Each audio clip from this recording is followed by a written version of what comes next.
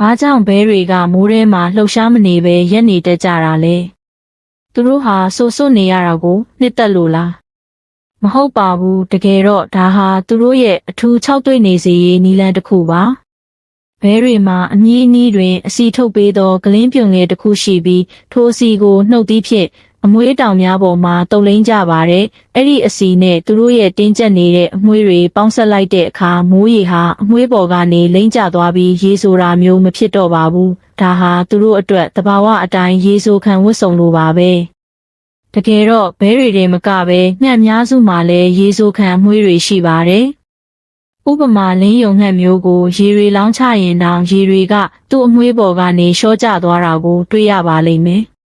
ဒါပေမဲ့ငှက်အားလုံးတော့ဒီလိုမဟုတ်ပါဘူး။ဥပမာဇီးကွက်တွေကတော့မိုးမိပြီးတာနဲ့ရေဆိုပြီးရုပ်ပြက်ဆင်းပြက်ဖြစ်သွားတတ်ပါတယ်။သူတို့ကမွေးပွားတွေဖြစ်နေလို့ပါပဲ။ပိုပြီးရေစရာကောင်းတာကတော့တချို့ငှက်တွေဟာမိုးရွာရင်ခိုးလုံဖို့တောင်မကြိုးစားပဲနှုတ်သီးကြီးတွေဖွင့်ပြီးမိုးပေါ်ကိုမော့ကြည့်နေတတ်ပါတယ်။ငါးတွေမိုးပေါ်ကကျလာမလားလို့စောင့်နေတယ်လို့မျိုးပါပဲ။